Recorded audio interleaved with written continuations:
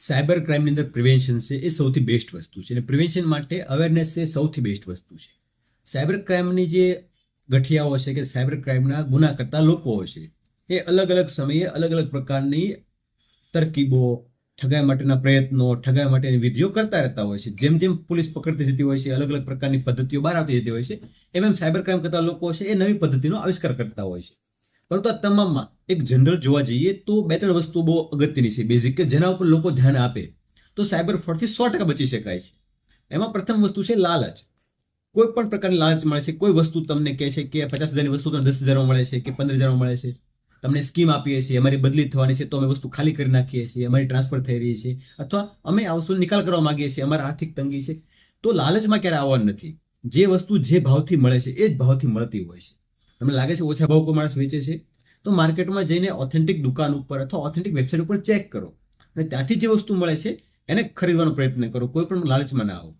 બીજું છે એક આળસ, કે જ્યારે પણ તમને કોઈ વસ્તુ કહેવામાં આવે છે, એ ખાસ કરીને કેવાયસીના ફ્રોડ છે કે બેંકના ફ્રોડ છે કે બેંકના લગતના કોઈ ડોક્યુમેન્ટના ફ્રોડ છે, એમાં આ પ્રકારની એમો કરતા હોય છે કે તમને કહે છે. અને ડિજિટલ એરેસ્ટમાં પણ ઇવન આ પ્રકારનું આવતું હોય છે કે તમારી આ સાથે આ ઘટના બની છે કે તમારી એકાઉન્ટની અંદર આ વસ્તુ બાકી છે, તમારે અપલોડ કરવાની છે, કેવાયસી કરવાના છે, તો અલગ અલગ તમને ઝાંસા આપે છે. અને જો નહીં કરો તો તમારું ખાતું બંધ થઈ જશે, તમને આવો દંડ થશે, તમને પોલીસ પકડી જશે, આ પ્રકારની ડરાવવામાં આવે છે. તો એ વખતે બિલકુલ આળસ રાખ્યા વગર નજીકના પોલીસ સ્ટેશનનો સંપર્ક કરો કે નજીકની જે ઓથેન્ટિક સંસ્થા છે, મામલતદાર કચેરી છે, ટીડીઓ કચેરી કે જેન લગતનું કેવાયસી કે છે કે પોતાની બેંક છે, એમનો સંપર્ક કરી રૂબરૂ મુલાકાત લો કે અમે આ પ્રકારના ડોક્યુમેન્ટ માંગ્યા છે કે કેમ, અથવા પોલીસ આવી કામગીરી કરે છે કે કેમ.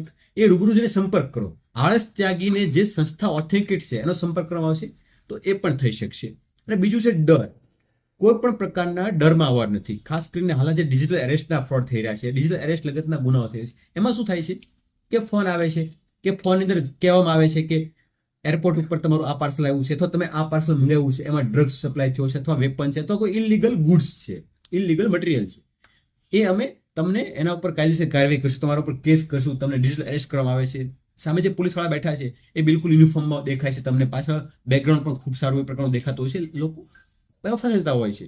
તો આવા સમયે તાત્કાલિક તમે એના ડિજિટલ એરેસ્ટ થવા કરતાં કે એનો કેમેરો છે બંધ કરી તમારા લોકલ પોલીસનો સંપર્ક કરો. 1930 હેલ્પલાઇન છે એના પર સંપર્ક કરો, 100 નંબરમાં કોલ કરો, કે તમારા નજીકના મિત્ર દોસ્તાર કે જે પોલીસમાં છે કે લોકલ પોલીસ સ્ટેશન છે એમનો સંપર્ક કરો કે આ પ્રકારનો કૃત્ય બની શકે કેમ.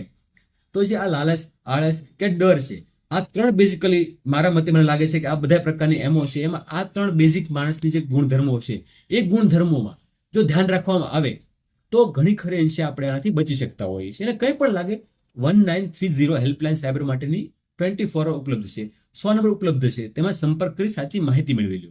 લોકો આ વસ્તુ કરશે તો આપણે ભલે ગઠિયાઓ નવી વિધિ ગોતે, નવી તરકીબો ગોતે કે નવા પ્રકારની પદ્ધતિઓ ગોતે, પણ આપણે જે આપણું બેઝિક કામ છે એમાં આપણે ધ્યાન રાખશું તો આપણે ક્યારે નહીં ફસાય. અને ખાસ કરીને અનનોન એપ્લિકેશન છે, ખાસ એપીકે ફાઇલો છે, નવી નવી લિંકો છે, આ ફોનમાં ક્યારે ઇન્સ્ટોલ કરવાની નથી, કે આ પ્રકારની કોઈ લિંક દ્વારા કોઈ એપ્લિકેશનને તમારા ફોનમાં એલાઉ કરવાની નથી.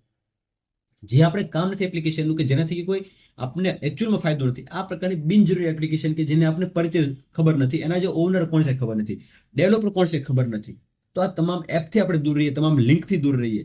તો આ બેઝિક આપણે 3-4 બાબતો છે મેં કીધી, એનું ધ્યાન રાખીએ તો મહદઅંશે કોઈ પણ પ્રકારની ગઠિયા નવી તરકીબ લાવી જાય, પણ આપણે એમાં ફસાઈશું નહીં, કે લોકો એનાથી બચી શકશે. તો પ્રિવેન્શન છે એ બેટર ધેન ક્યોર છે.